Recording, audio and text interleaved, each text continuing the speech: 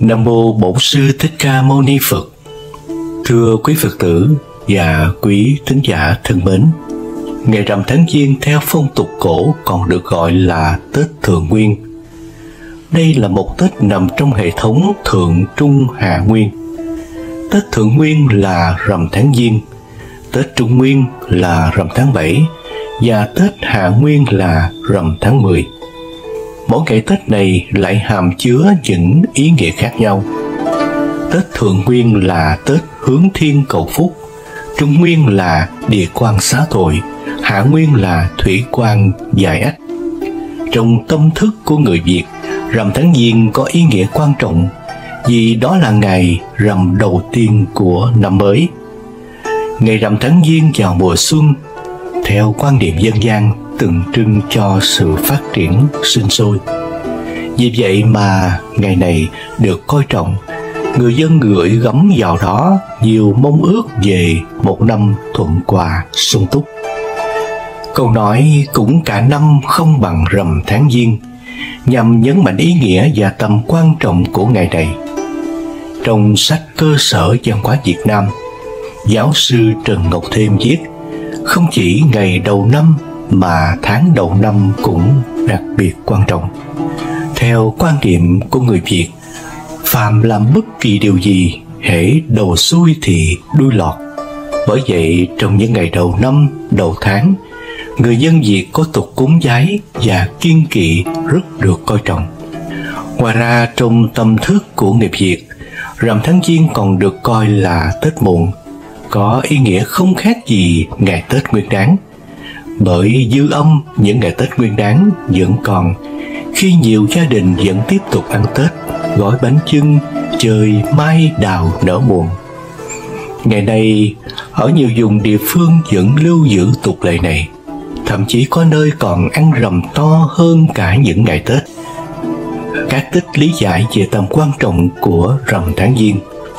Theo giáo sư Lương Ngọc Quỳnh, rằm tháng Giêng có 3 tích. Thứ nhất, ngày rằm tháng Giêng là ngày vía Phật.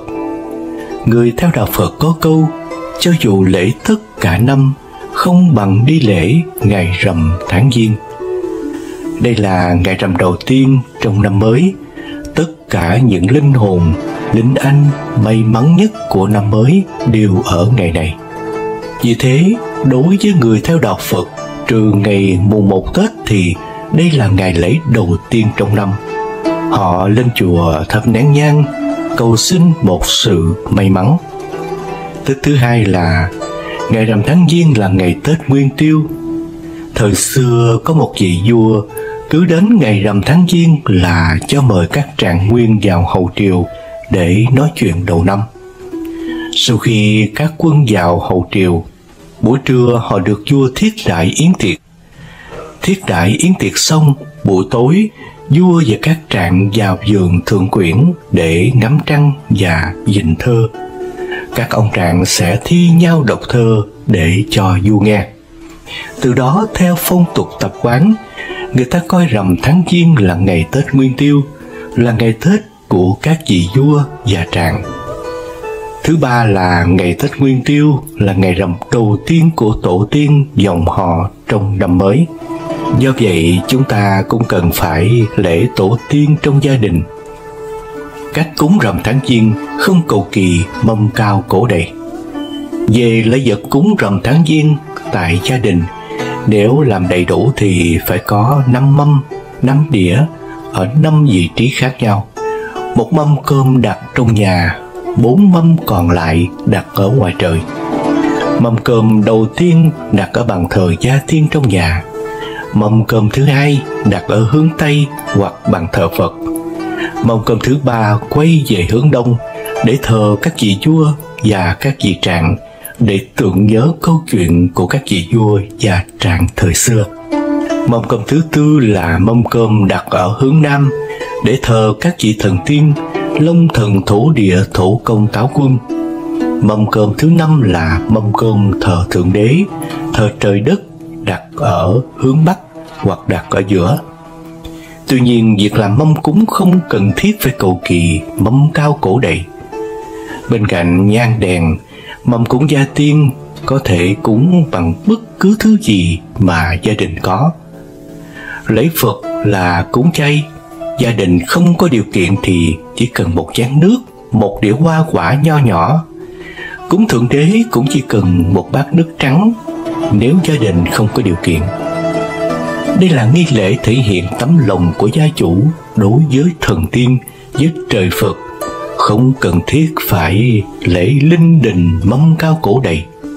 Giáo sư Lương Ngọc Quỳnh nói, về việc cúng chè trôi nước trong ngày rằm tháng Giêng, giáo sư Lương Ngọc Quỳnh cho rằng đó chỉ là thói quen và tập tục ở một số địa phương, chứ không phải món ăn bắt buộc phải có trong mâm cỗ cúng của tất cả gia đình. Nên cúng rằm tháng Giêng vào ngày 14 hay 15 mới chuẩn.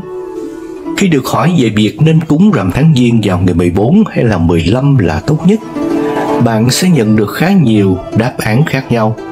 Vì thế bạn phải hiểu rõ ý nghĩa thì mới bớt hoang mang về thời gian cúng. Ngày rằm tháng Giêng, người dân thường đi lễ chùa, đồng thời làm lễ cúng Phật và gia tiên để cầu mong những điều tốt lành cho bản thân và gia đình. Tùy vào điều kiện kinh tế hay là phong tục tập quán mà mâm cỗ cúng rằm tháng Giêng, mỗi gia đình chuẩn bị đồ cúng khác nhau. Các gia đình thường sắm hai lễ cúng rằm, một là cúng Phật, hai là cúng gia tiên, nhằm thể hiện tấm lòng thành kính và biết ơn của con cháu đối với ông bà tổ tiên, Phật Thánh và cầu mong một năm an lành may mắn. Thế nhưng cúng rằm tháng Giêng vào ngày 14 hay là 15 tốt hơn, điều vẫn khiến nhiều người phải phân vân suy nghĩ. Thứ nhất là cúng rằm tháng Giêng vào ngày 14 hay là 15. Việc cúng rằm tháng Giêng đúng cách không phải ai cũng biết. Thí dụ, việc chọn thời gian cũng khiến cho nhiều ý kiến khác nhau. Theo phong tục từ xưa thì thời gian để cúng rằm tháng Giêng là thường cúng khi trăng mọc, bởi nhiều người tin rằng vào thời điểm trăng mọc là lúc Phật giáng lâm. Chính vì vậy mà người Việt rất coi trọng lễ cúng tại nhà. Theo đó, phong tục từ xưa của cha ông ta đó là thường cúng vào giờ ngọ. Theo đó, thời điểm cúng rằm tháng Giêng có thể vào đêm 14, giờ ngọ ngày 15 hoặc tối ngày 15 tháng Giêng âm lịch. Khi được hỏi về việc nên cúng rằm tháng Giêng vào ngày 14 hay là 15 tốt nhất, chuyên gia phong thủy Tuấn Kiệt chia sẻ, cúng rằm tháng Giêng vào ngày 9 rằm 15 tháng Giêng âm lịch là tốt nhất, và nên cúng vào buổi sáng sớm. Các gia đình có thể cúng rằm tháng Giêng vào giờ Mão, tức là từ 5 đến 7 giờ, giờ Thìn tức là từ 7 giờ đến 9 giờ. Tuy nhiên không phải ai cũng có điều kiện thuận lợi như ý, vì công việc thường xuyên bận rộn.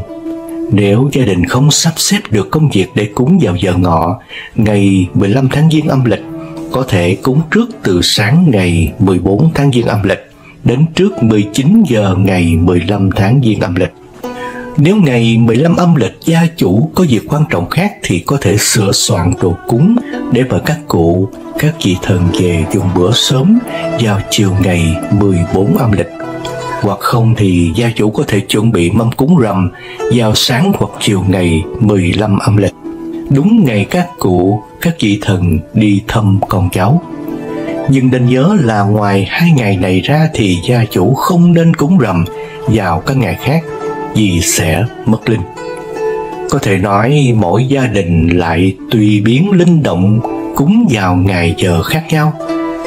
Việc cúng rằm tháng Giêng vào ngày giờ nào được nhiều người quan niệm khá cởi mở. Họ cho rằng chỉ cần thể hiện được tấm lòng thành kính và biết ơn của con cháu đối với tổ tiên ông bà thần thánh thì không cần quá phải cầu kỳ. Thứ hai là sơ lược về việc cúng lễ ngày rằm tháng Giêng. Cúng rằm tháng Giêng trong nhà hay là ngoài trời? Tùy phong tục vùng miền mà có nghi lễ thờ cúng khác nhau. Có nơi chỉ cúng rằm này ở trong nhà với lễ dân Phật và tổ tiên, thần linh trong nhà. Có nơi vừa tiến hành trong nhà vừa tiến hành lễ ngoài trời. Về việc cúng trong nhà, mỗi gia đình chuẩn bị mâm cúng khác nhau. Nhưng về cơ bản, mâm cúng gia tiên gồm gà luộc hoa quả, các món ăn cổ truyền.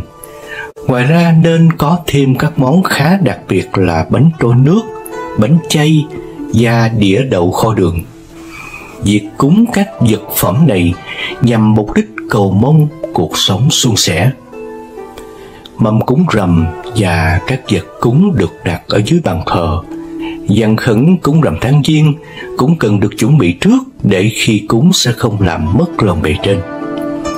Nếu gia đình tín Phật, họ thường cúng thêm mâm cổ chay và thực hiện các nghi lễ đầy đủ, thể hiện sự thành kính của mình.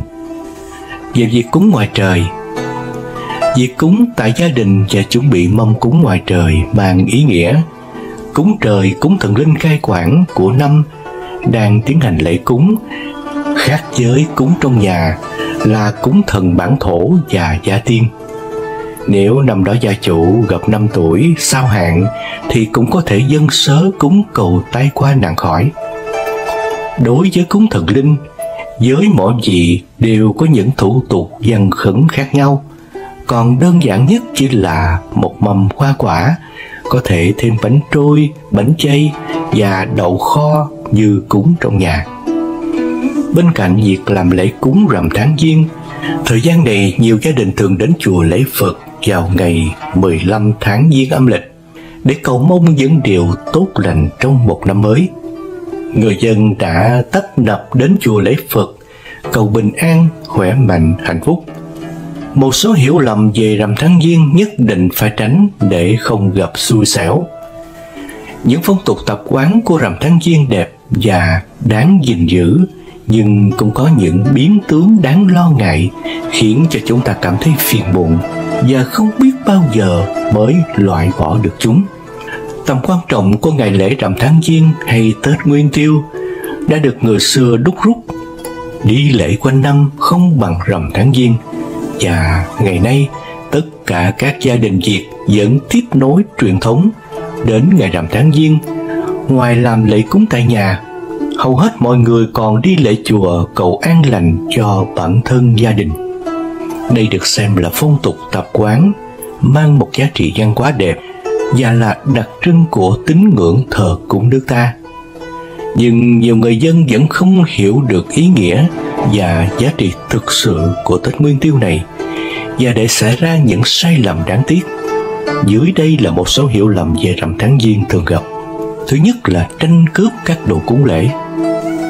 Vào ngày rằm tháng Giêng, đông đảo dân chúng lên chùa lập đàn tụng niệm và hồi hướng công đức đầu năm, mong cầu quốc thái dân an, cầu chư Phật chư Bồ Tát gia trì cho mọi người được một năm an lành hạnh phúc, nghiệp chướng tiêu trừ và thành đạt như ý, làm thêm nhiều việc công đức. Thế nhưng họ lại không nhận thức được không ít những việc sai trái ở ngay nơi thanh tịnh như chùa chiền. Muốn mang lộc về nhà, họ bẻ cành tranh cướp các đồ cúng lễ ở đình chùa và hớn hở tưởng đó là lộc thánh lộc Phật. Quan niệm như vậy là vô cùng nhầm lẫn, dẫn đến hao tổn công đức. Theo đạo Phật, Phật là đấng giác ngộ. Lộc Phật là giác ngộ, chứ không phải là xôi oẳn hoa quả mà Phật tử mang đến dâng cúng vào chùa. Những lễ vật mà Phật tử thập phương dâng cúng chỉ là lộc phàm, chứ chưa phải là lộc Phật. Các lễ vật này trình lên Tam Bảo, chứng minh cho cái tâm bố thí, hỷ xả của tín chủ, chứ không phải như mọi người vẫn nghĩ. Đó là chưa kể hành động bẻ cành lộc là hành động phá hoại, chen lẫn xô đẩy cướp đồ, gây lộn xộn mất mỹ quan nơi thiêng liêng, còn làm giảm mất phúc báo mình đang có. Hãy giữ cái tâm lành, thì cuộc sống an lành đâu cần phải tranh cướp chút lộc mới có được lộc. Thứ hai là dâng sao giải hạn. Thời điểm đầu năm và đặc biệt là dịp Tết Nguyên Tiêu, nhà nhà rủ nhau đi dâng sao nếu gặp sao tốt, còn giải hạn nếu gặp sao xấu, nếu gặp hạn xấu. Có nhiều người bỏ ra hàng triệu đồng để dâng sao giải hạn cho cả gia đình.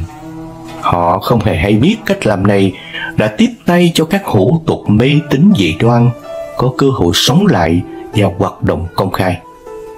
Đó là biểu hiện cho thấy con người không còn tin vào năng lực của bản thân mình nữa, mà nhờ cậy vào một đấng tối cao trong tưởng tượng để giải quyết hàng trăm mối lo âu và sợ hãi. Một sai lầm trong văn hóa tâm linh có thể thấy rõ là người ta dâng cúng lễ vật mặc cả với thế giới thần linh, khấn lễ để xin nhận được điều này hoặc là điều kia. Đức Phật không hề dạy cúng sao giải hạn, mà chỉ có lễ cầu an, cầu lợi ích cho đời, cho thế gian. Tất cả quả và phước mà con người có được đều là do nhân quả của chính người ấy làm nên. Tuy nhiên, nhiều nơi biến tướng thành lễ dân sao giải hạn, đốt nhiều vàng mã, làm hình nhân thế mạng, cầu tha lực mang màu sắc mê tín. Hãy tránh xa những tệ nạn mê tín để trả lại sự yên bình của một đời sống tâm linh vốn có từ ngàn năm trước của dân tộc ta. Thứ ba là phóng sinh. Ngày rằm tháng Giêng cũng là lúc người dân lên chùa cúng dâng lễ Phật thanh tịnh, làm lễ phóng sinh tạo phước. Phóng sinh là một hành động xuất phát từ tâm mỗi người, là hành vi cứu súc vật, chim chóc, cá khỏi bị giết hại hay là bị giam nhốt. Việc phóng sinh còn có ý nghĩa sâu xa, đó là phóng thích những cái tâm ô uế như cái tâm tham, cái tâm đố kỵ, hơn thua và thù hận ra khỏi đầu để được tự do, thanh thản trong tâm tưởng. Tuy nhiên, việc phóng sinh phải xuất phát từ tình thương của mọi người đối với các sinh vật, chứ không vì ý nghĩa tư lợi như cầu sống thọ, cầu may mắn, giải trừ tật bệnh. Thực tế là hầu hết chúng ta muốn cầu may cho mình nên mới muốn có hành động phóng sinh, chứ không đơn giản là vì lòng thương cảm về một sinh linh nào đó. Thậm chí có những người bỏ ra cả mấy chục triệu để mua con vật về phóng sinh, như mua ba thú rừng về thả. Nhưng việc phóng sinh này chỉ là để thể hiện bản thân họ, để người khác trầm trồ vì số tiền bỏ ra mua đồ phóng sinh quá lớn. Việc này không hoàn toàn xuất phát từ tâm, nên lợi lộc cũng chẳng được là bao. Vì thế, không phải cứ ngày rằm tháng Giêng người dân mới đi phóng sinh một cách ồ ạt, mà có thể thực hiện việc phóng sinh mọi lúc mọi nơi, là mọi lúc khi chúng ta có điều kiện. Phóng sinh bằng cái tâm, chứ đừng theo phong trào, làm việc không chạy theo số đông. Đặc biệt nên phát tâm từ bi và thực hiện ngay tức khắc khi phóng sinh. Nếu làm được như vậy, thì tâm con người mới thanh thản, phúc đức tự tới. Một lưu ý khác đó là cách phóng sinh phải làm nhanh gọn, song vẫn cần phải có chú ý đến sự an toàn của các loài phóng sinh. Tuyệt đối tránh các con vật bị bắt lại sau khi phóng sinh hoặc bán cho người khác. Tuy nhiên cần nhớ là phóng sinh ngày rằm tháng Giêng đừng thả bừa mà mong hưởng phúc. Thứ tư là lễ vật mang đi thờ cúng. Những người dân thường chọn lễ cúng đơn giản, nhưng cũng có những người làm ăn lớn. Họ nghĩ rằng cứ làm lễ cúng thịnh soạn, mâm cao cỗ đầy dâng lên các vị thánh thần thì sẽ được trời đất phù hộ, bán cho nhiều tài lộc công danh.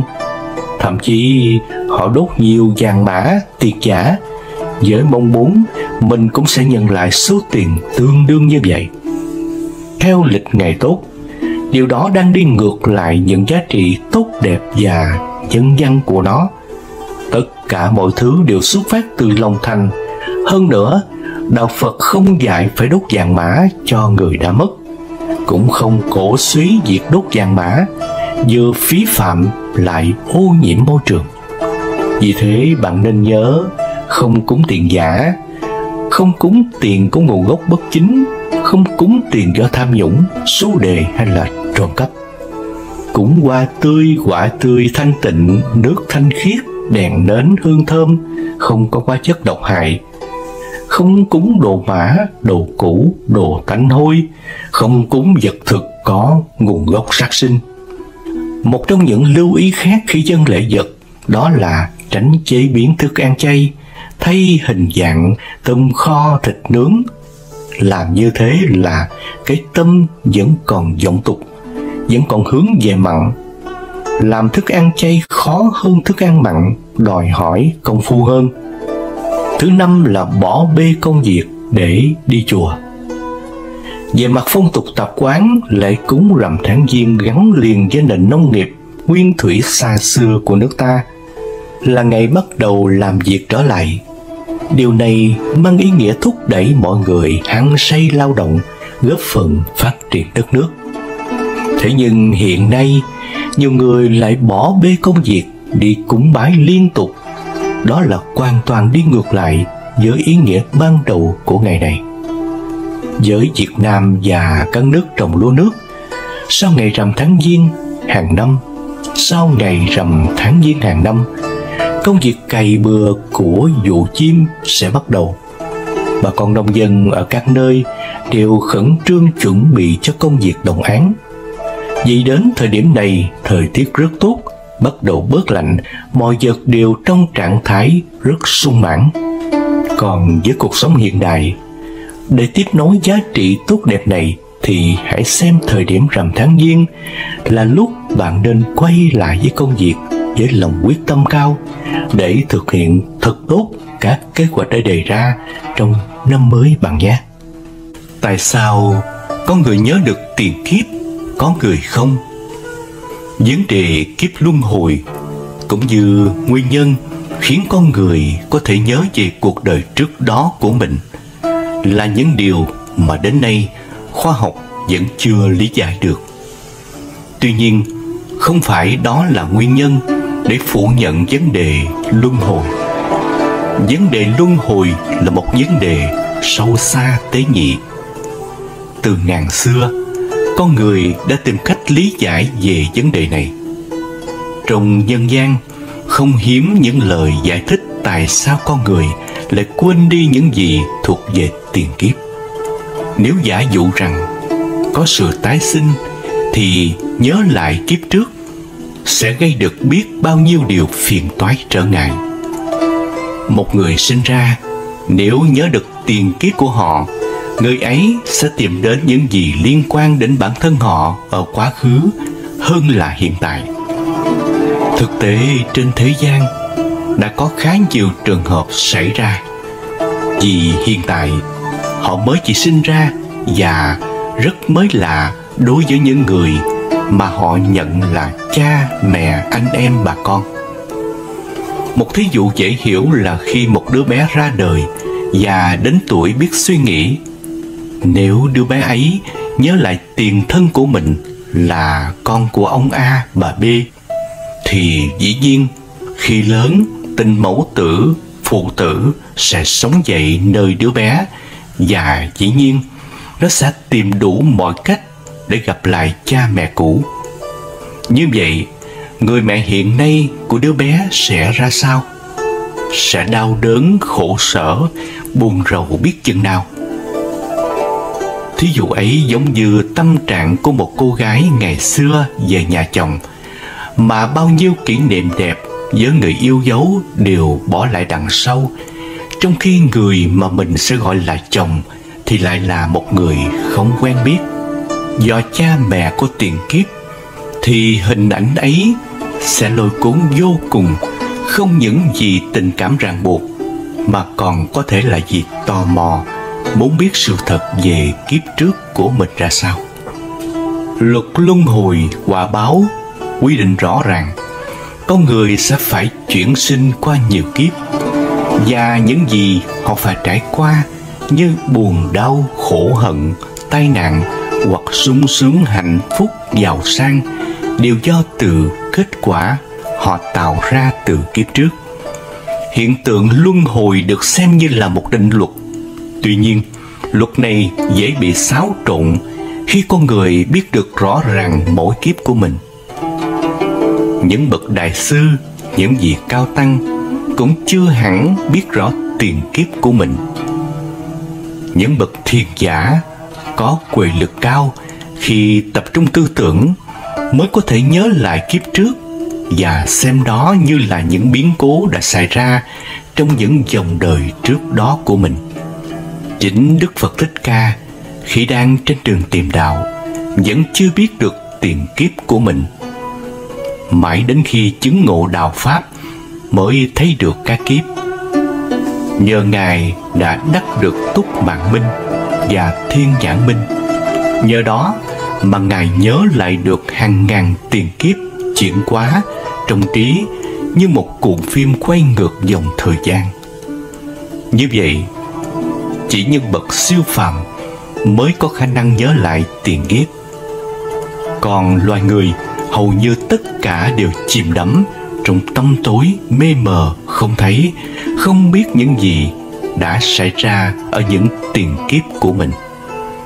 Chỉ qua khoằng lắm mới có những trường hợp dị biệt lạ lùng, như có những đứa trẻ mới 4-5 tuổi kể lại tiền kiếp của mình, hay có người có khả năng khơi dậy những hình ảnh của kiếp trước nơi người khác. Trong dân gian Việt Nam, thường nghe kể lại những chuyện người chết đi sống lại, kể các chuyện thác vào địa ngục. Những linh hồn này trước khi đi qua chiếc cầu khủng khiếp để đến chốn diêm phù, họ đều được quỷ sứ cho ăn cháo. Cháo này gọi là cháo lú. Công dụng chính của cháo lú là để linh hồn người chết quên hết những gì về quá khứ của đời mình, để dễ dàng cho việc đầu thai sau này. Vì nếu không thì những linh hồn ấy sẽ còn mang nặng những nhớ thương tiếc nuối về cảnh cũ người xưa, tình ruột thịt máu mủ giữa cha mẹ, anh em, vợ chồng, con cái, khiến lúc tái sinh luân hồi, họ lại tìm đến những gì liên hệ với tiền kiếp. Điều đó làm khó khăn trở ngại cho sự trả quả trong lần đầu thai lại này và cả những lần chuyển sinh khác nữa. Câu chuyện truyền khẩu trong nhân gian ấy nói lên phần nào sự quên đi tiền kiếp của mỗi người khi họ đầu thai. Tuy nhiên, như đã nói từ trên, từ cổ đại cho đến nay, vẫn không hiếm những người có khả năng nhiều ít về sự nhớ lại những gì trong quá khứ. Trên thế gian, có nhiều người có trí nhớ siêu đẳng và cao hơn nữa. Có người có khả năng nhớ lại tiền kiếp như đã trình bày từ trước. Từ lâu, các nhà nghiên cứu về hiện tượng tâm thần như Freud, Jerome, Kagan, Hermes, Haveman đều cho biết rằng tiềm thức là cái thâm sâu, vi diệu nhất thuộc về lĩnh vực tinh thần ở con người. Họ cố gắng nghiên cứu tìm hiểu những vùng sâu thẳm của tiềm thức. Vì kinh nghiệm cho thấy, qua giấc mơ, nhiều người đã quay về thời kỳ ấu thơ của mình rất rõ ràng, tự nhiên, như đang xem qua một cuốn album dán ảnh của họ, chụp vào những giai đoạn thời thơ ấu cho đến khôn lớn. Những hình ảnh ấy vô cùng linh hoạt và rất chi tiết, cả từ hình ảnh, màu sắc, cử chỉ, môi trường, sự việc xảy ra. Như thế, rất rõ ràng là ở trong bộ não đã có những vùng giữ lại ký ức của mọi việc đã xảy ra từ lúc con người sinh ra. Theo nhà nghiên cứu nổi danh về vấn đề này là Historintan, thì trí nhớ được giữ lại trong những phân tử protein của tế bào não. Nếu có một năng lực nào làm khởi động các phân tử ấy, thì các ký ức sẽ được phục hồi rõ nét. Từ lâu, phương pháp thôi miên được áp dụng để làm khơi dậy những hình ảnh của quá khứ ẩn nhập trong những vùng sâu thẳm của bộ não. Nếu khả năng của thuật thôi miên mạnh mẽ hơn nữa, thì những hình ảnh của quá khứ xa xăm của một đời người sẽ hiện ra rõ rệt trong trí nhớ người đó, và xa hơn nữa là tiền kiếp của người ấy. Nhiều thắc mắc về hình ảnh của tiền kiếp từ lâu đã được đưa ra. Người ta tự hỏi rằng tại sao trong bộ não của một người lại có tích chứa những hình ảnh của tiền kiếp, trong khi người ấy sinh ra, lớn lên rồi già chết. Bộ não ấy của một đời người lại ghi nhận những sự kiện xảy ra từ những đời trước đó. Thuật thôi miên có thể giúp con người nhớ lại kiếp trước. Cần nhắc rằng từ lâu các nhà nghiên cứu về bộ não đã quan tâm đến vấn đề là bộ não con người là một thế giới lạ lùng mà sinh vật học mới lần bước vào một vài đoạn đường của nó mà thôi. Ngày nay, các nhà khoa học vẫn thấy rằng từ lúc con người sinh ra cho đến khi họ qua đời, dù người ấy sống đến 100 tuổi đi nữa, thì họ cũng chỉ tiêu thụ có 1/10 năng lực của bộ não. Vậy còn 9 phần kia vẫn chưa dùng tới là bởi nguyên nhân nào? Phải chăng những phần kia còn tích chứa trong ký ức, hình ảnh, sự kiện của nhiều đời, nhiều kiếp khác nữa? Chỉ khi nào có được sự kích động khiêu gợi do nguyên động lực nào đó mà làm phát sinh, như sự thôi miên chẳng hạn, thì những ký ức ấy mới lộ rõ. Đôi khi những hình ảnh sự việc xảy ra trùng hợp với những hình ảnh trong quá khứ xa xăm của tiền kiếp cũng kích động được. Điều này giải thích sâu xa hơn những trường hợp vì sao có người thấy cái bánh xe lại khiếp sợ, vì trước đó hay từ tiền kiếp họ đã bị một tai nạn khủng khiếp có liên hệ tới bánh xe, như bị tra tấn bằng bánh xe, bị bánh xe cán qua người. Nhiều người đôi khi khủng hoảng, sợ trước một vài thứ như sợi dây, nhánh cây, con mèo, hoặc có khi sợ nước, sợ màu đen, sợ tiếng còi, là những thứ xét ra không có gì phải đáng hoảng sợ. Nhưng theo khoa tâm lý học thì sự hoảng sợ ấy đều có nguyên nhân, vì có thể trước đó những thứ ấy đã là nguyên nhân gây nên những sự việc hệ trọng, đôi khi nguy hiểm, tạo đe dọa trong quá khứ, và hình ảnh ấy ăn sâu vào tiềm thức cho đến khi được khơi dậy lại từ những sự việc, hiện tượng liên quan. Theo ông Edgar Cayce, người có khả năng khơi dậy những hình ảnh trong tiền kiếp của người khác, thì mỗi người đều tích trữ trong bộ não mình những ký ức tiềm tàng từ tiền kiếp. Qua nhiều kiếp, mỗi người đã trải qua những giai đoạn phức tạp khác nhau, và đôi khi những hình ảnh trong ký ức ấy được hiện ra trở lại qua nhiều tác nhân, như giấc mộng khi đang ngủ, hay những hình ảnh khi đang thức, hay mạnh mẽ hơn và rõ ràng hơn khi được kích động qua giấc ngủ thôi miên. Tiến sĩ Igor Samovich Lisevich, Liên Xô cũ, nhà nghiên cứu về triết học Đông phương, đã ghi nhận rằng không riêng gì ở các nước Đông phương quyền bí, mà ngay ở các nước châu Âu và Mỹ Châu, đâu đâu cũng có những trường hợp lạ kỳ mà cho đến nay giới khoa học vẫn chưa giải thích được. Các nhà khoa học hiện nay chỉ mới dựa vào các gen di truyền ở các nhiễm sắc thể trong tế bào và gọi từ trí nhớ gen, hoặc giải thích qua hiện tượng tiềm thức là những gì mà ý thức con người không kiểm soát nổi, hoặc qua những hình ảnh hay câu chuyện ngẫu nhiên nào đó, để rồi tích tụ lại trong tiềm thức, và khi gặp điều kiện hay bất chợt phát sinh vì tác động của một sự thúc đẩy nào đó về tâm lý. Riêng đối với các nhà nghiên cứu siêu linh thì có một lý luận cho rằng cái gọi là hồn của một người chết nào đó đã nhập vào người khác, và nếu bị hồn khác xâm nhập lại yếu về năng lực tinh thần lẫn thể xác, thì khi đó sẽ bị hồn mới nhập khống chế về điều trước tiên là kích động việc nhớ lại. Có cách nào thu gọn Phật Pháp trong một câu nói không? Có một ông hành giả hỏi vị thiền sư, có cách nào thu gọn Phật Pháp trong một câu nói không?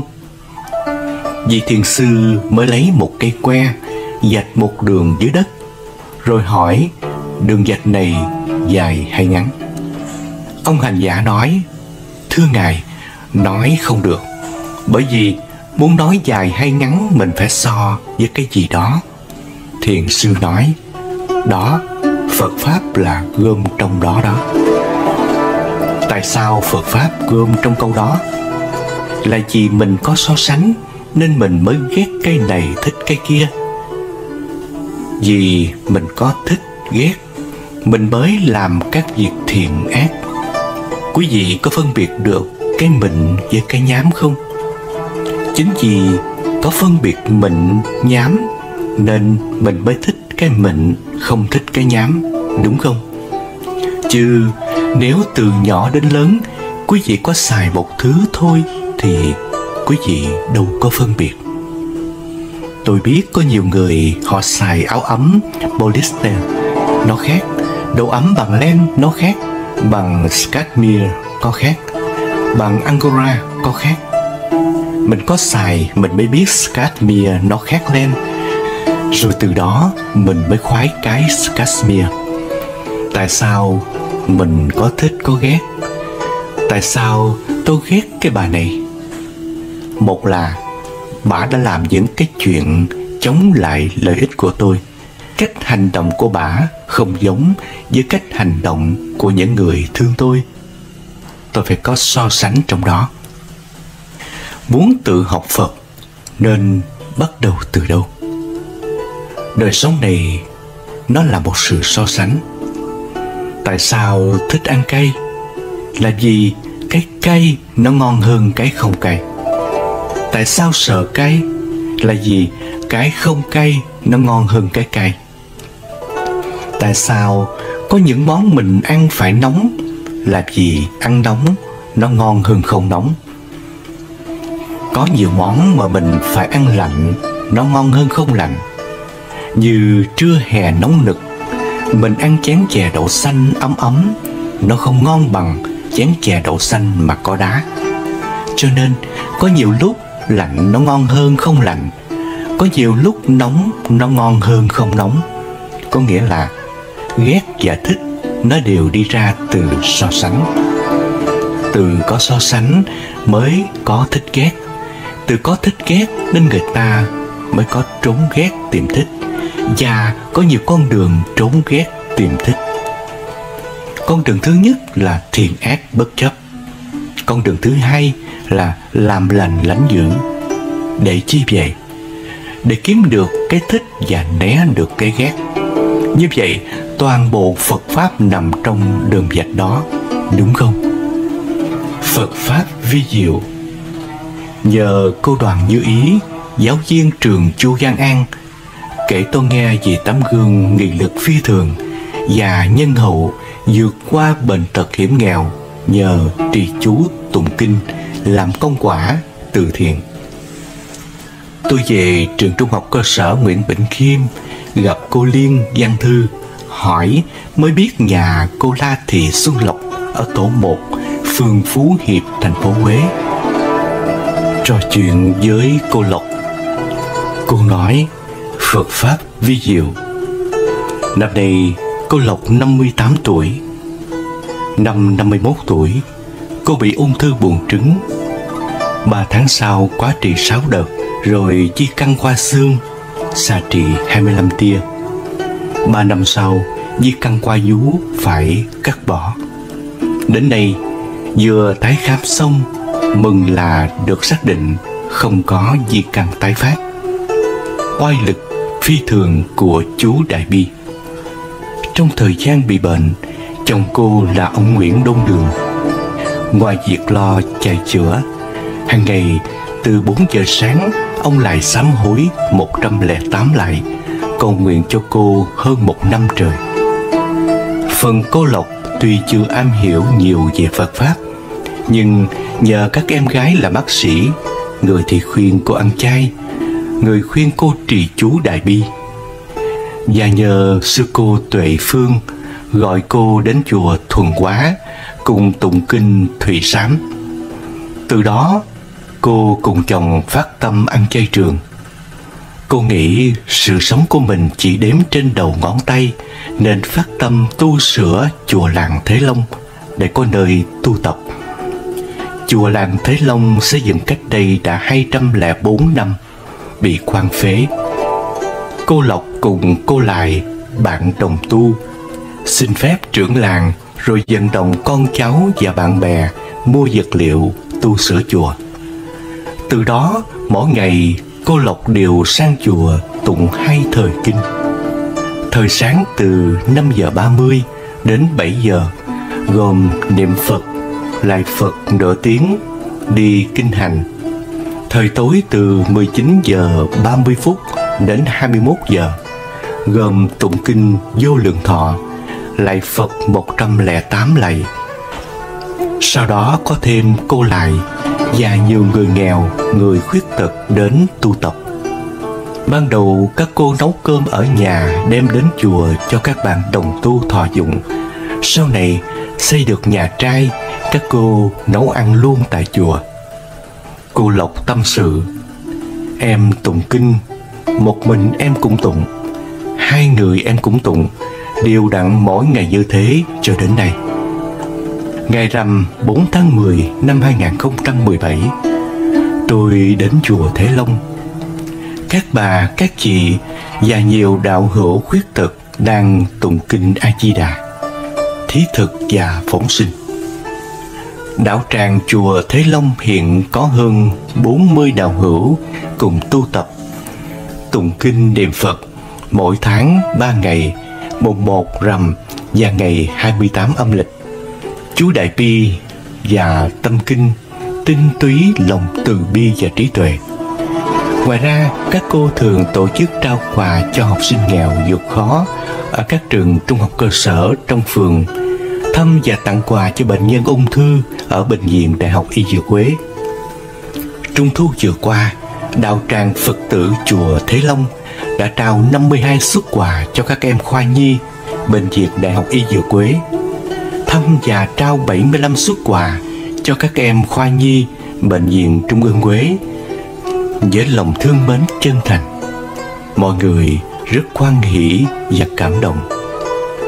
Cô giáo La Thị Xuân Lộc đã từng đoạt giải nhất giảng dạy môn ngữ văn thành phố Huế niên khóa 1999-2000, chiến sĩ thi đua nhiều năm liền. Giờ đây, cô dũng mãnh vượt qua bệnh tật nhờ phước đức tu tập, sửa chùa, làm nhiều việc thiện, hướng dẫn bà con nghèo, khuyết tật tu học theo Phật Pháp. Cô Lộc là tấm gương sáng cho nhiều người học hỏi noi gương. Một phụ nữ Phật tử Quế đã thoát chết nhờ Phật Pháp vi diệu. Truyện Phật giáo, ai thắng ai thua. Có một thiền sư lên núi chặt củi. Trên đường trở về, ông phát hiện cậu thiếu niên nọ đã bắt được một con bướm và đang cố gắng khom 2 bàn tay lại để giữ cho nó khỏi bay. Nhìn thấy người tu hành, cậu cất lời: thưa thiền sư, tôi và ngài đánh cược một ván được không? Thiền sư hỏi lại: cược thế nào? Ngài đoán xem con bướm trong tay cháu sống hay chết. Nếu ngài đoán sai, bó củi sẽ thuộc về tôi. Cậu thiếu niên trả lời. Vị thiền sư đồng ý và đoán: con bướm trong tay cháu chết rồi. Cậu thiếu niên cười lớn đáp: ngài đoán sai rồi. Nói đoạn cậu mở tay ra, con bướm từ trong tay bay lên. Thiền sư nói: được, gánh củi này thuộc về cháu. Nói xong, ông đặt gánh củi xuống, vui vẻ bước đi. Cậu thiếu niên không biết vì sao thiền sư lại có thể vui vẻ đến như vậy. Nhưng nhìn gánh củi trước mặt, cậu ta cũng không để tâm lắm và vui vẻ gánh củi về. Nhìn thấy con về, người cha liền hỏi số củi đó ở đâu ra. Cậu mới đem chuyện kể lại cho cha nghe. Nghe hết câu chuyện của con trai, đột nhiên ông giơ tay tát con một cái, giọng giận dữ: con à con ơi là con hồ đồ quá rồi. Con nghĩ là mình đã thắng sao? Ngay cả khi con đã thua, con cũng không biết mình đã thua đấy. Lời cha khiến cậu con trai ngơ ngác, không hiểu gì. Người cha liền lệnh cho cậu ta gánh bó củi lên vai, hai cha con mang củi đến gặp thiền sư. Người cha liền cất tiếng: "Thưa thầy, con trai tôi đắc tội với thầy, xin thầy lượng thứ." Thiền sư gật đầu mỉm cười nhưng không nói gì. Trên đường trở về nhà, cậu thiếu niên sau một khoảng thời gian băn khoăn cuối cùng cũng đã nói ra những nghi vấn trong lòng. Người cha thở dài nói: "Vị hòa thượng đó cố ý đoán con bướm chết, như thế con mới thả nó ra và thắng được gánh củi. Nếu ông ấy nói con bướm còn sống, con sẽ bóp chết con bướm và con cũng sẽ thắng cược.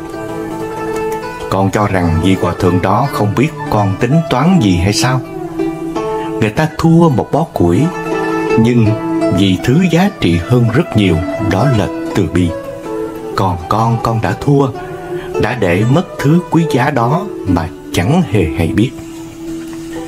Câu chuyện có thể rất đơn giản, nhưng đó là bài học cho chúng ta trong cuộc sống. Thắng thua thành bại là chuyện thường xuyên dày dò cuộc sống của con người. Có những lúc chúng ta tự cho rằng mình đã thắng, nhưng trên thực tế có khi chúng ta đã mất nhiều thứ quý giá mà chẳng hề hay biết. Lòng từ bi là một giá trị quan trọng trong cuộc sống. Nó mang đến sự thông cảm và lòng nhân ái đối với mọi người xung quanh chúng ta. Ý nghĩa của lòng từ bi không chỉ dừng lại ở việc giúp đỡ người khác, mà còn đem lại niềm an ủi và hạnh phúc cho chính bản thân. Khi chúng ta có lòng từ bi, chúng ta không chỉ tìm cách hiểu và chia sẻ khó khăn, mà còn nhìn thấy những niềm vui và thành công của người khác như niềm vui của chính mình. Lòng từ bi không phân biệt đối tượng, không kỳ thị tôn giáo, chủng tộc hay địa vị xã hội. Nó là nguồn động lực để ta giúp đỡ và chia sẻ yêu thương một cách vô điều kiện. Lòng từ bi không chỉ thể hiện qua những hành động lớn, mà còn được thể hiện qua những điều nhỏ nhặt hàng ngày. Một lời chia sẻ động viên, một nụ cười chân thành, hay một sự quan tâm tới những khó khăn của người khác đều có thể tạo nên sự thay đổi tích cực và lan tỏa yêu thương. Khi chúng ta sống với lòng từ bi, không chỉ người khác mà chính ta cũng trở nên hạnh phúc hơn. Lòng từ bi là nguồn năng lượng tích cực. Nó giúp chúng ta xóa bỏ tự ái và tự ti. Thay vào đó là một tâm trạng bình an và sự thỏa mãn với bản thân. Hãy nuôi dưỡng và trân trọng lòng từ bi trong trái tim mỗi ngày. Đó là một món quà tuyệt vời mà chúng ta có thể mang đến cho thế giới này. Bằng cách sống với lòng từ bi, chúng ta 30 lời Phật dạy về hạnh phúc đừng bỏ lỡ. Kính thưa quý Phật tử và quý vị thính giả thương mến, hạnh phúc, một khái niệm sâu sắc và không thể thiếu trong cuộc sống, mang theo nhiều ý nghĩa và giá trị tuyệt vời. Hạnh phúc không chỉ là một trạng thái tâm lý thoáng qua, mà còn là mục tiêu cuối cùng của mỗi người. Với sức mạnh của nó, hạnh phúc có thể thay đổi cuộc sống và tạo nên ý nghĩa đáng kinh ngạc. Trên hết, hạnh phúc là một trạng thái tâm hồn, một sự thoải mái và hài lòng từ bên trong. Đó là cảm giác bình an, là niềm vui trong lòng khi mọi mâu thuẫn và lo lắng tan biến. Hạnh phúc không phụ thuộc vào tài sản hay danh vọng, mà là kết quả của sự chấp nhận và trân trọng những điều tốt đẹp trong cuộc sống này. Hạnh phúc cũng là sự kết nối với thế giới xung quanh. Đó là khả năng tạo ra mối quan hệ tốt đẹp và yêu thương với những người xung quanh. Hạnh phúc không đơn độc, mà là sự chia sẻ và sự gắn kết với cộng đồng. Khi chúng ta tạo ra niềm vui và hạnh phúc cho người khác, chúng ta cũng đồng thời tìm thấy hạnh phúc trong chính mình. Hạnh phúc còn là sự phát triển và trưởng thành cá nhân. Nó đòi hỏi chúng ta không ngừng khám phá và phát huy tiềm năng của bản thân. Khi ta đặt ra mục tiêu và đạt được những thành công, cảm giác hạnh phúc vô tận tràn đầy trong tâm hồn. Sự hài lòng và thành tựu cá nhân mang lại một ý nghĩa sâu sắc và đáng giá cho cuộc sống này. Cuối cùng, hạnh phúc là khả năng sống trong hiện tại và tận hưởng từng khoảnh khắc. Đôi khi chúng ta dễ dàng bị cuốn vào quá khứ hoặc lo lắng về tương lai và quên đi sự tốt đẹp cùng giá trị của hiện tại. Hạnh phúc là khả năng trân trọng và sống đúng với từng giây từng phút mà cuộc sống mang lại. Sau đây là 30 lời Phật dạy về hạnh phúc. Thứ nhất, cho đi sự yêu thương, hạnh phúc tự tìm đường đến. Lạc quan, vui vẻ, bệnh tật rồi sẽ qua đi. A Di Đà Phật. Thứ hai, vạn pháp duy tâm tạo. Con người là kết quả của những gì mình nghĩ.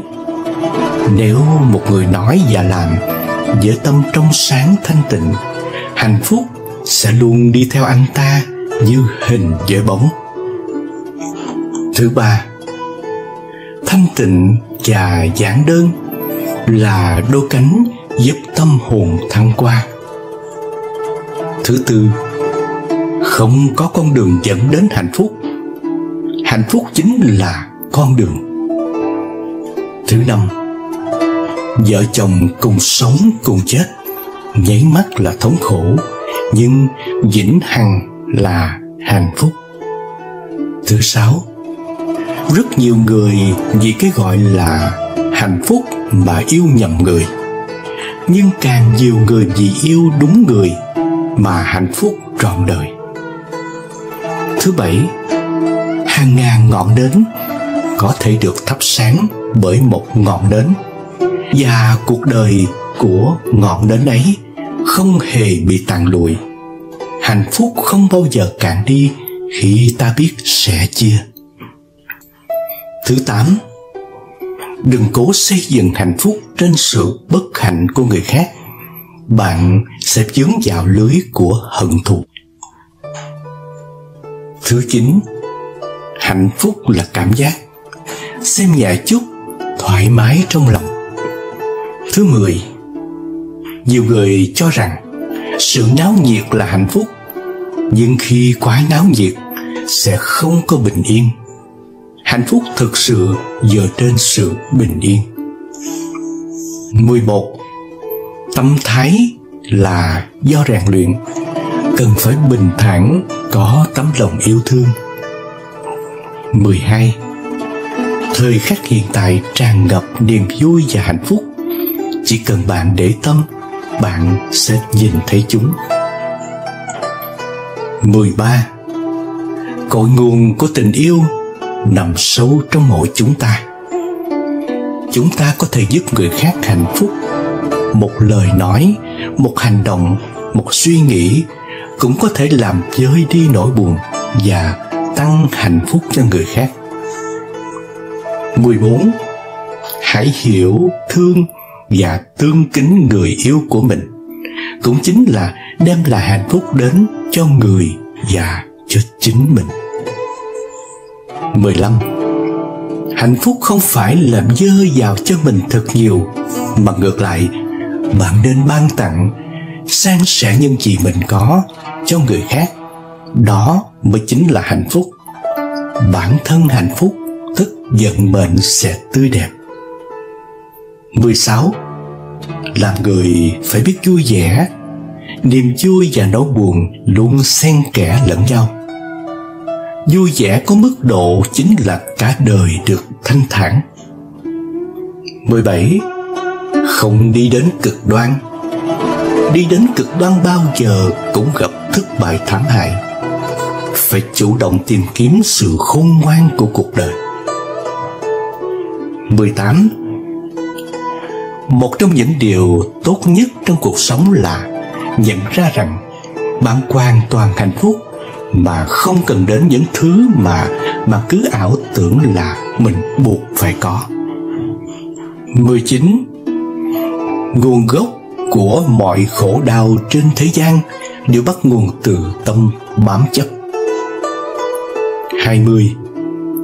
Có sinh ắt có diệt, có hợp ắt có tan, có thịnh ắt có suy. Khi bạn vui, hãy hiểu rằng niềm vui này không phải là vĩnh hằng. Khi bạn đau khổ, cũng hãy nhớ rằng nỗi đau này cũng không trường tồn.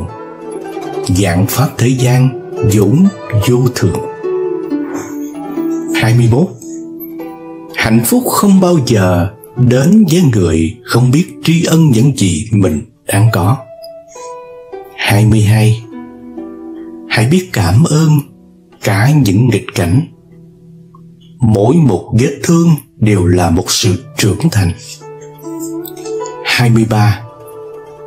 Quy luật nhân quả không chừa một ai. Hãy cẩn trọng trong từng suy nghĩ, lời nói và hành động của mình. 24. Đừng xem thường những điều nhỏ bé. Một đốm lửa nhỏ có thể thiêu rụi cả một khu rừng. Một con rắn nhỏ có thể khiến ta mất mạng. 25. Hàng ngàn ngọn nến có thể được thắp sáng từ một ngọn nến. Hạnh phúc được nhân lên khi được sẻ chia. 26. Không ai có thể mang lại hạnh phúc cho chúng ta ngoài bản thân mình. Mỗi người phải tự cất bước trên đôi chân của chính mình. 27. Là người biết hài lòng sẽ cảm nhận được hạnh phúc. Không biết hài lòng mãi mãi không biết được hạnh phúc. 28. Kiềm chế và khắc phục được sự thèm muốn sẽ giải thoát con người ra khỏi mọi cảnh huống xảy ra. Dù đó là hạnh phúc hay khổ đau, sẽ mang lại sự bình an cho con tim và tâm thức của mình. 29. Đừng cố xây dựng hạnh phúc trên sự bất hạnh của người khác. Bạn sẽ dướng vào lưới của hận thù. Hãy cho đi ngay cả khi bạn chỉ có một chút thôi. 30. Nói tôi yêu bạn có nghĩa là tôi có thể mang tới cho bạn sự bình yên và hạnh phúc. Để làm được điều đó, trước tiên buông bỏ lòng ghen tị với 4 điều dạy của Phật. Buông bỏ lòng ghen tị là một hành động cao cả và mang lại sự giải thoát cho tâm hồn. Khi chúng ta ghen tị, chúng ta đặt mình vào tư thế so sánh và luôn muốn có những gì người khác đang có. Tuy nhiên, điều này chỉ mang đến sự đau khổ và không hạnh phúc. Hãy chấp nhận bản thân và tìm hiểu giá trị riêng của mình. Mỗi người chúng ta đều có những ưu điểm và tài năng riêng, và chúng ta không cần phải so sánh mình với người khác để thấy mình đáng trân trọng. Hãy tin tưởng vào khả năng của bản thân và tập trung vào việc phát triển và nâng cao năng lực của mình. Buông bỏ lòng ghen tị cũng là cách để tạo ra một môi trường tốt đẹp hơn xung quanh mình. Khi chúng ta không còn đắm chìm trong cảm giác ghen tị, chúng ta có thể tận hưởng và chia sẻ niềm vui với người khác một cách tự nhiên và chân thành. Đồng thời chúng ta cũng tạo ra không gian cho người khác để phát triển và tỏa sáng, mở ra những cơ hội mới và đẩy mạnh sự phát triển chung.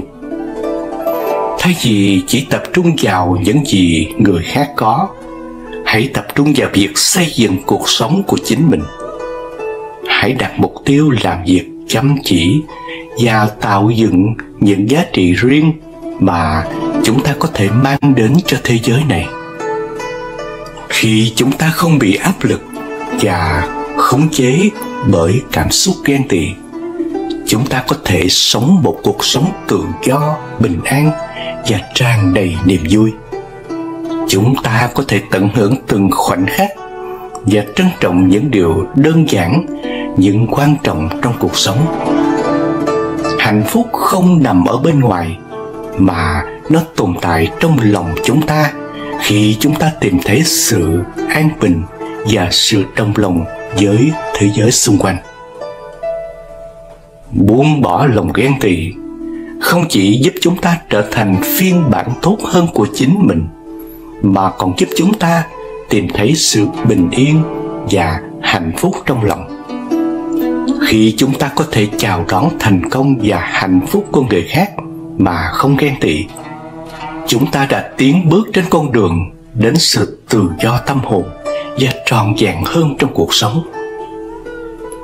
Biểu hiện của lòng ghen tị thấp nhất là khẩu nghiệp, nói điều sai quấy về người khác.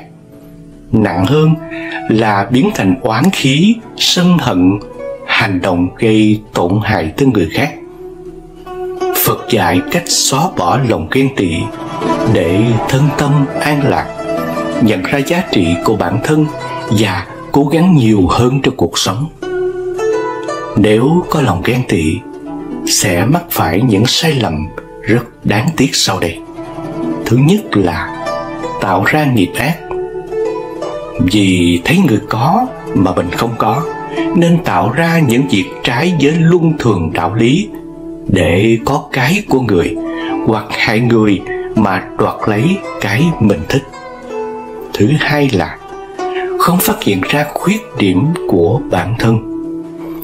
Chỉ vì chăm chăm thấy thành tựu của người khác, suy bì với người khác mà không tự soi rọi bản thân, xem tại sao mình chưa đạt được thành tựu đó, rút kinh nghiệm mà cố gắng.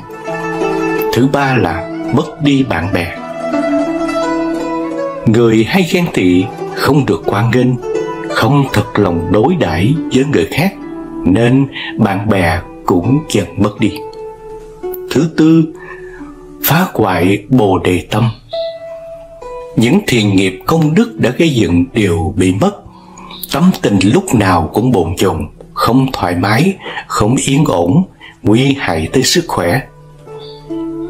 Để chuyển biến thói xấu, 4 phương pháp từ bỏ lòng ghen tị theo lời Phật dạy dưới đây hãy thực hành hàng ngày. Thứ nhất là nhận thức tâm ghen tị là nguy hại, nhất định không làm theo. Thứ hai là quý trọng bản thân, tự hào vì mình đã đạt được và đang cố gắng để đạt được. Mỗi người có một phúc báo riêng, chỉ có tự mình chân chính làm nên mới là bền vững nhất. Thứ ba là tập thói quen tùy hỷ công đức, học cách khen ngợi người khác, công nhận thành tựu của người khác. Thứ tư, quan trọng nhất là giữ tâm thanh tịnh, một lòng hướng Phật, từ bi hỷ xả, thì lòng ghen tị tự khắc không còn. Phật đã truyền đạt những lời dạy vô cùng sâu sắc về lòng ghen tị, nhằm giúp chúng ta thoát khỏi những cảm xúc đau khổ và tìm đến sự hòa hợp và bình an trong tâm hồn.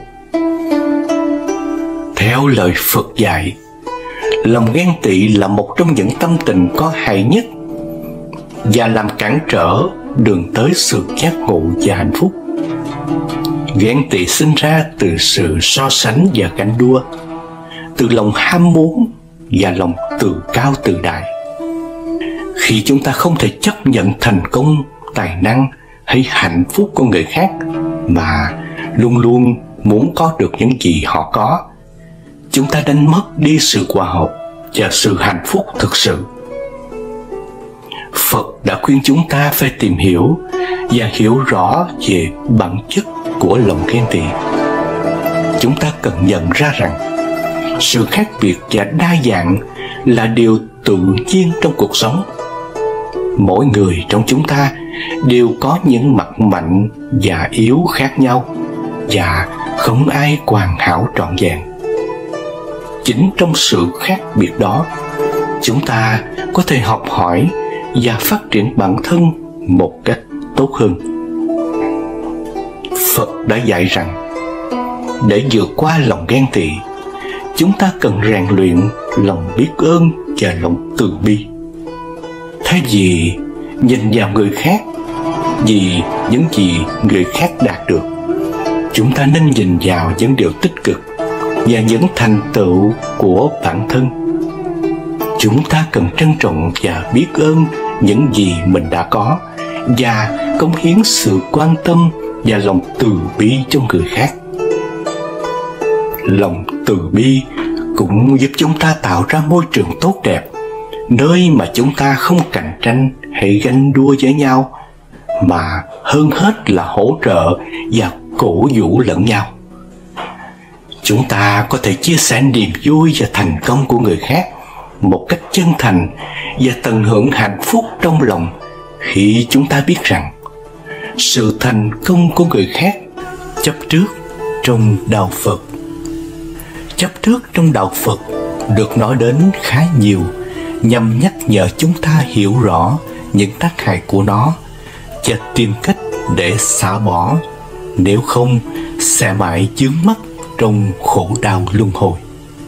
Thứ nhất, chấp trước trong đạo Phật là gì?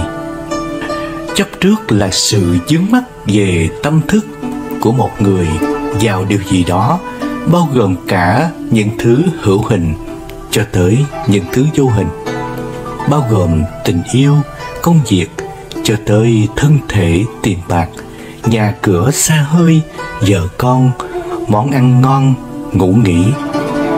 Một hình tượng gần gũi mà Đức Phật thường miêu tả để chúng ta có thể dễ dàng liên tưởng về người cố chấp là những con tầm tự kéo kén để rồi tự ràng buộc mình vào trong tổ kén vừa kín vừa chật ấy.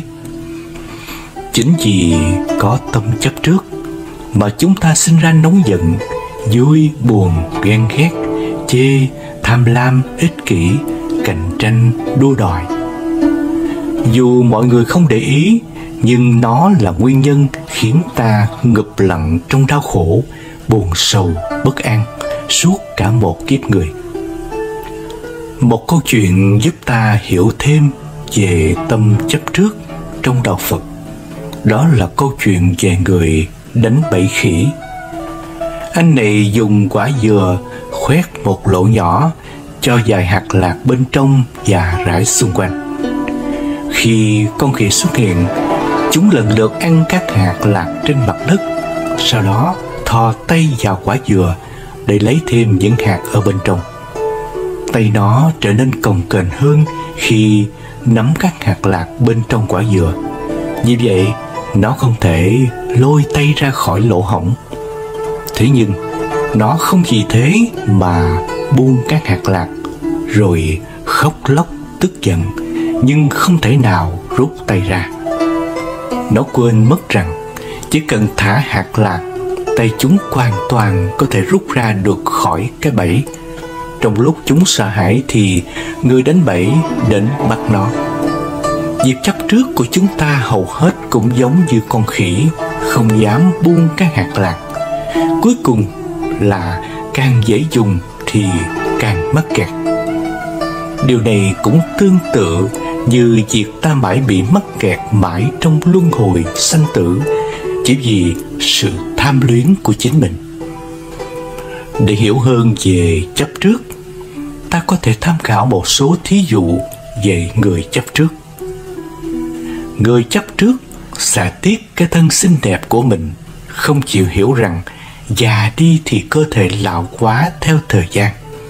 Người chấp trước vào một chiếc giường êm thì khi nằm giường cứng sẽ không ngủ được. Người chấp trước vào căn nhà thì đến chết vẫn muốn ngôi nhà đó là của mình. Người chấp trước vào món ăn ngon thì bữa nào không ngon sẽ khó chịu, cáu kỉnh.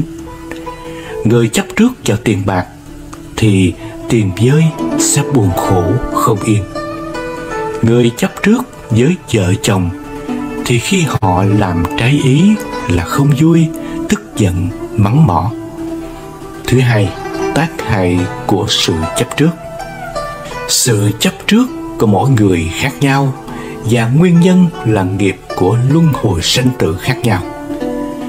Việc này tương tự như việc khi thấy ai đó làm trái ý là ta tức giận mà không biết vì sao mình lại là như thế. Đó là do nghiệp duyên dẫn dắt.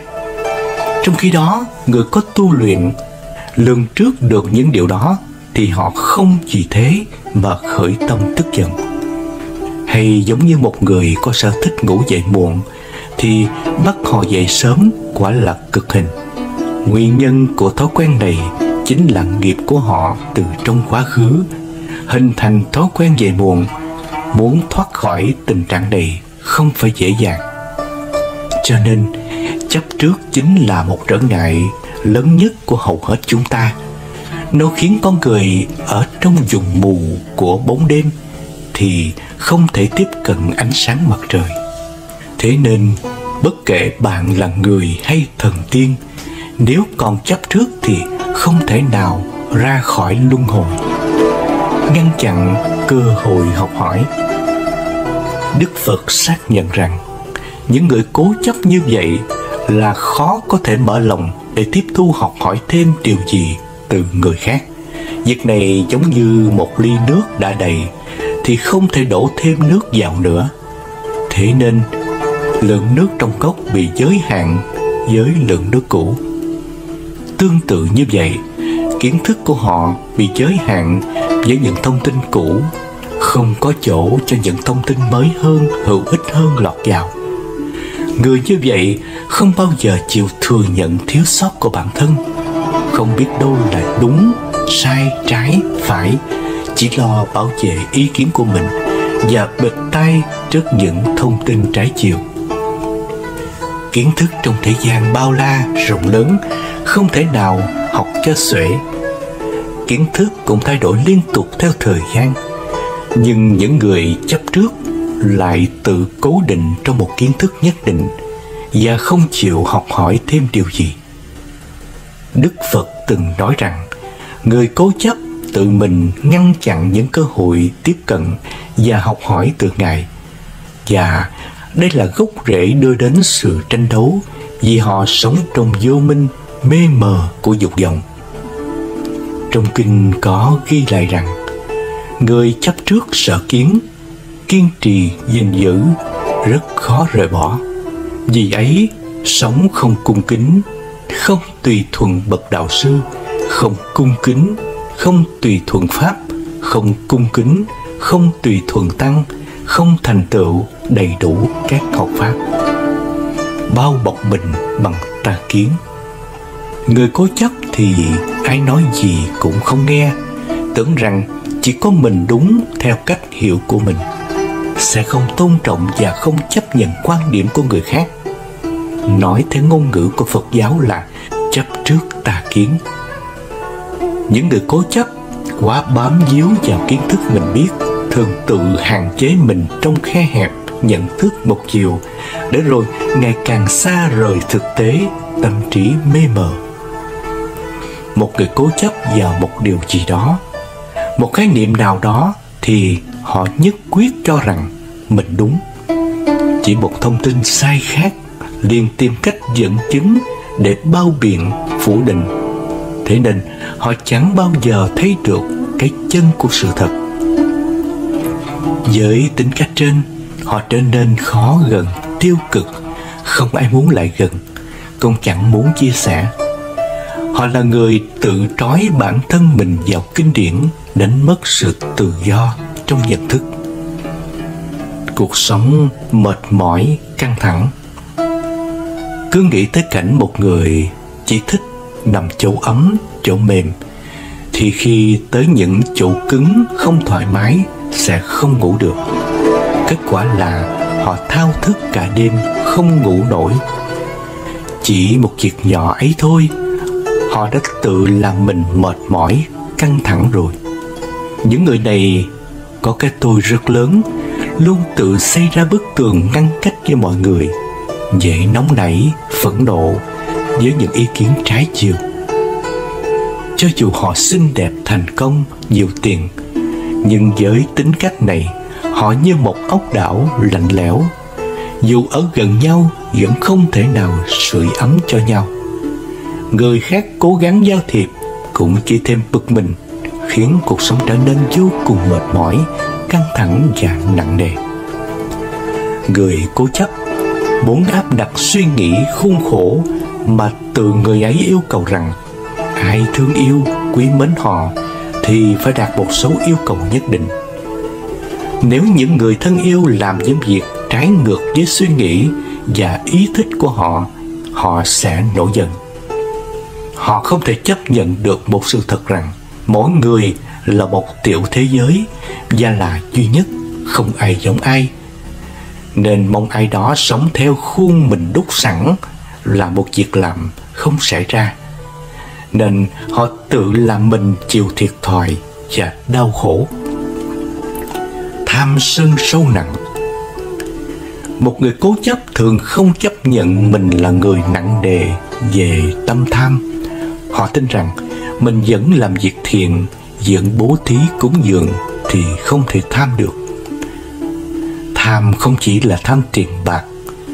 Xả tham bằng việc bố thí tiền cho người khác chỉ là một bước khởi động. Phật dạy về chữ tham. Lòng tham thì người cố chấp, động cơ sâu xa lại là tham chấp, tham vào ý kiến, quan điểm riêng của mình đang chi phối bản thân. Đức Phật từng tuyên bố do duyên chấp trước nên có sân tham. Theo đó, phàm phu thường chấp trước, chấp thủ và tham đắm. Khi nào còn giữ được tâm chấp trước, chấp thủ thì muôn kiếp mãi mãi là phàm phu. Đức Phật thẳng thắn chỉ ra rằng người còn cố chấp thì không thể nào chứng quả A-la-hán. Ai chấp trước, này tỳ kheo, người ấy bị ma trói buộc. Ai không chấp trước, người ấy được giải thoát khỏi ác ma. Trong khi đó, những người chấp trước sẽ rơi vào địa ngục. Xả bỏ chấp trước như thế nào? Chấp trước trong đạo Phật đã chỉ ra rằng người cố chấp rất bảo thủ và cứ kiên trì ôm lấy kiến chấp của mình, không dễ hành xả. Cho dù chính bản thân họ biết rằng nếu họ xả bỏ thì cuộc đời sẽ hạnh phúc, tươi vui hơn rất nhiều, nhưng việc này không dễ dàng gì. Có hai cách để có thể thoát khỏi sự chấp trước của bản thân, đó là phá chấp. Nhận thức ta đang vướng mắc vào cái gì thì tìm cách cắt đứt triệt tiêu đi sự bám víu này, không để cho nó tiếp tục buộc ràng lấy ta. Xả chấp là khi nhận thấy bản thân bắt đầu khởi lên sự chấp trước thì đồng thời tìm cách để kiềm chế việc bản thân không bám víu vào một điều gì đó một cách vô lý. Tuy nhiên, việc này chỉ là giảm nhẹ chứ không phải phá bỏ hẳn. Phá chấp cần nhiều bản lĩnh hơn, nên trước tiên thực hành xả chấp, sau đó mới có thể cởi bỏ chúng đi. Quan trọng nhất là kiên trì. 2 lần không được thì 10 lần, 100 lần, cho đến khi đoạn trừ nó mới thôi. Điều quan trọng là có thể phá chấp thì cần có trí tuệ, chứ không phải đơn giản nghĩ phá là có thể làm được. Khi ta có tri kiến thì mới mong giải thoát sự ràng buộc vào các nhận thức, quan điểm sai lầm. Nhất là người cố chấp bị tà kiến làm cho mê mờ. Thế nên trước hết phải biết quán chiếu bản thân, luôn nhắc mình trong chánh niệm với những giới hạn nhất định của con người. Ánh sáng của trí tuệ sẽ giúp chúng ta mở tầm nhìn, mở tâm bao dung và làm cho tâm cởi mở hơn, linh hoạt hơn trong cách nhìn, cách nghĩ, cách làm và cách sống. Chúng ta xứng đáng để được sống trong niềm vui và hạnh phúc. Tại sao lại không bắt đầu bằng việc dùng trí tuệ, kiên trì phá tảng băng cố chấp của chính mình ngay từ bây giờ?